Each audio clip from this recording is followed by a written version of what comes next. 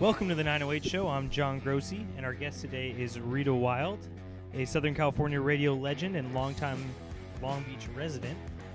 Thanks for joining us today, Rita. Thanks, John. I appreciate it. You did such a great job with the article a couple of years ago. There's no way I could turn you down. When did you get your start in the radio business? I got my start actually professionally at a place called KEZY in Anaheim. It was an AM station, that played stuff like Ted Nugent and, Led Zeppelin. It was great. Probably the last great radio record concert was when Queen took over the Queen Mary, I think for their album Innuendo. I mean, they had magicians, musicians, carnival characters. The album was Innuendo, and it was I think Hollywood Records had just acquired the Queen catalog, and band members were there, with the exception of Freddie. Freddie was a little bit ill at the time. Do you think social media these days has taken the place of those cool industry parties?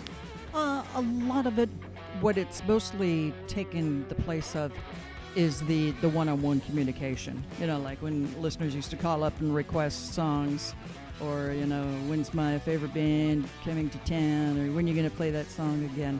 Did you guys think that jump to the more like typical radio station hurt you or helped you? It depends. It's a trade-off. So you get better ratings, but then you lose that uniqueness. Yeah. That always, I thought, made the sound just so special. Remind me, another thing that was cool about you is that you never got tickets through the industry. Or you told me that one time you always bought tickets to concerts.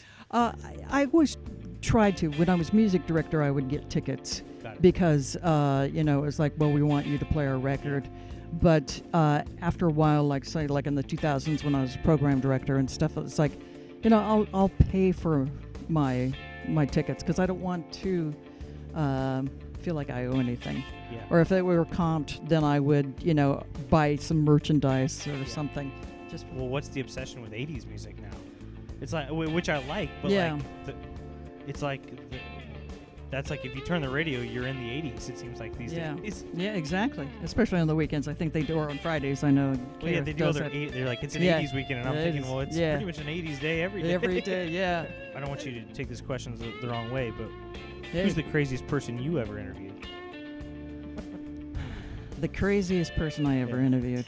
People can be different on the air and on camera, and then when you're in a commercial break, you can be experiencing a totally different person. Christopher Walken, for example, is one that you just don't bother him. He's in deep thought. Charlie Sheen, what you could say it was a sinus problem, but it wasn't. But I mean, a lot of sniffing going on. Oh my God!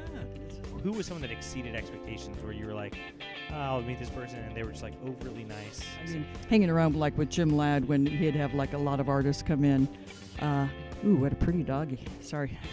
Like one time I was at a convention in San Francisco, and AC/DC happened to be playing. So it was like, hey, they got a new album. Let me go see them, So I went across the bay to see them in Oakland, and afterwards we just drank beer and lots of beer. And then it was like, let's go play pinball. So the record rep said, I know where there's a bar with a pinball machine. Here, how does Long Beach stand out as a music community as far as what you know compared to other LA cities? Long Beach is fantastic. I always have great memories. I remember seeing several shows at the Long Beach Arena. You got a place like this, Fingerprints, which brings in music every now and then when live artists come in and play to spotlight stuff that they're doing. So thank you very much for that. You're the pro. Can you just finish the sign off? Very good. Hey, it's 908. You guys rock. Continue to support John and all these fantastic people and the businesses of the 908. Thanks, Rita.